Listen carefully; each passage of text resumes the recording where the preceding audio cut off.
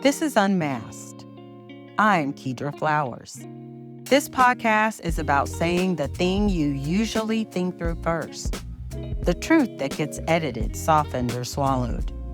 These conversations are not polished. They're simply honest. And they're for anyone who's tired of explaining themselves to be understood. As I go through this journey of just literally being me, saying it and unmasking, in order to unmask, I'm having to learn what my mask was. In my life, I've always just showed up to whatever the moment was, being, quote unquote, my best self for that moment. So what that means is that there isn't necessarily a best self, right? There isn't a me that can go anywhere, right? There is a me that goes to a meeting with a client. There is a me that goes to a social event. There is a me that goes out in nature and walks the trails. That's probably really the me, right? That's really me. When I'm alone, that's really me. But what I've learned recently is that part of masking is fitting me into this made up matrix thing, right? This set of rules that people, neurotypicals kind of follow, right? And so one of them is even doing this podcast. I'm really struggling with getting material because the material needs to go in this format and it needs to be this amount of time or this length or whatever. And if it's not going to be that length, then instead of a podcast, it should just be a social media post or that kind of thing, right? And again, all of these are just rules that someone made up. And me fitting within that is masking because I'm not being myself.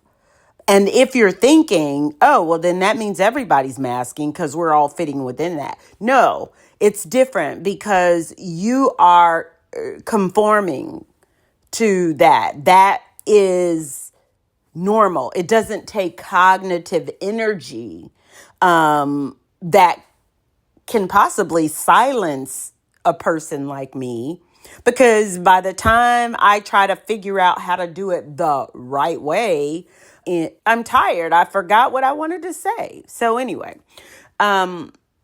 so part of this exercise is just me being me, which means if the podcast is 2 minutes today, it's 2 minutes today.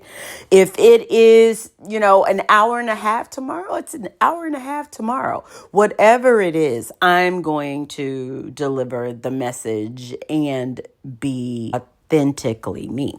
So anyway, this morning, I went to my text, and I have a really close relative that sends these daily or weekly messages, usually Christian faith-based messages that are, like from Pinterest or some kind of thing like that, they're really intended to encourage, and they do encourage.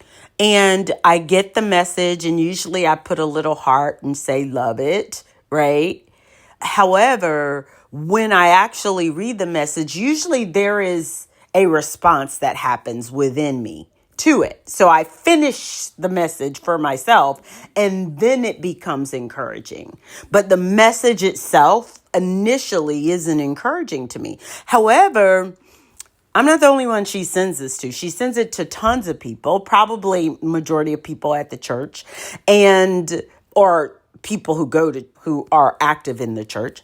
And so they are encouraged and it starts their day off and whatever, versus to me, it's incomplete. So I've got to complete it in order to find the encouragement. So I'm going to go ahead and read one of these. And what I decided this morning was that when I get those, because it as I'm going through this process of unmasking, I'm realizing new ways that I mask.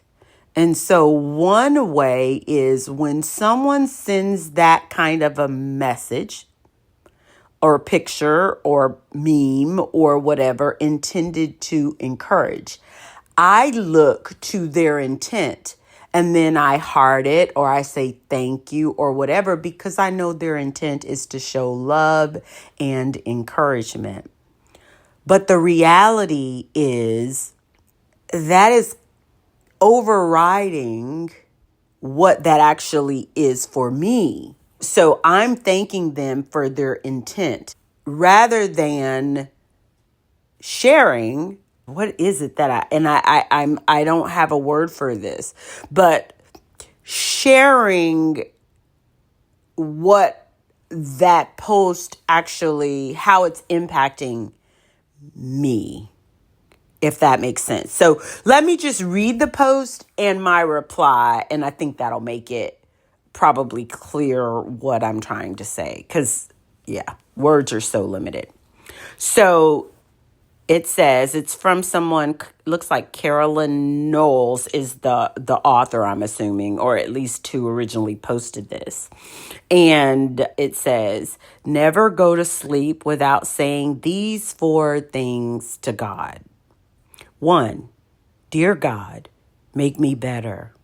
Change my attitude, my approach, my mind, and my reactions.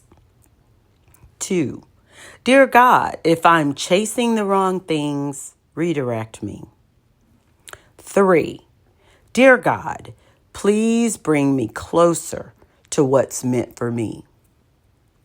4, dear God, please make my days useful, my nights restful, my home peaceful, and my efforts fruitful. Okay? So when I get that and when I read that, I don't go, oh, yeah, I'm going to say that. That's encouraging. No.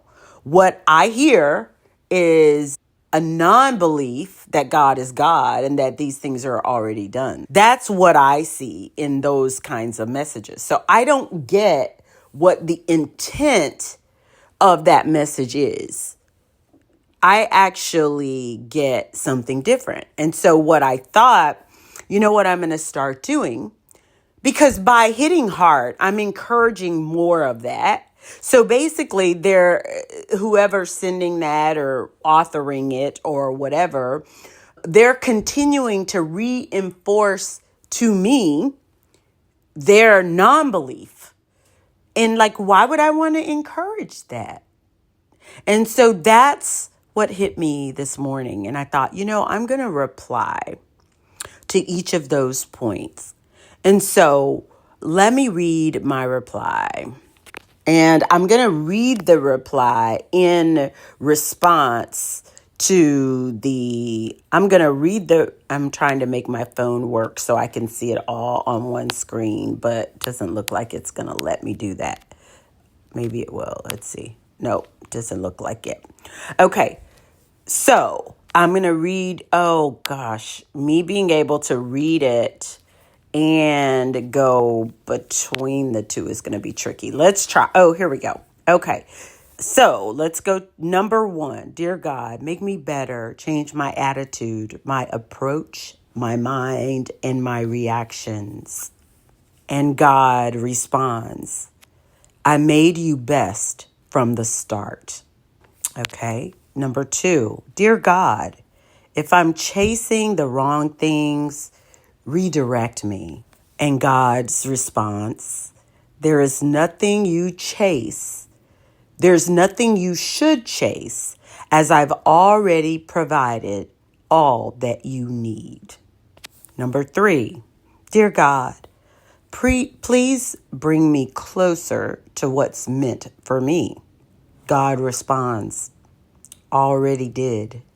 4, dear God, please make my days useful, my nights restful, my home peaceful, and my efforts fruitful. And God responds, All these things I've done, not because you're asking, but because you're mine and I love you. Be still and know that I am God. And that's me unmasked. If something in this episode stayed with you, let it. You don't have to resolve it today. You don't have to explain it to anyone. I'll see you next time.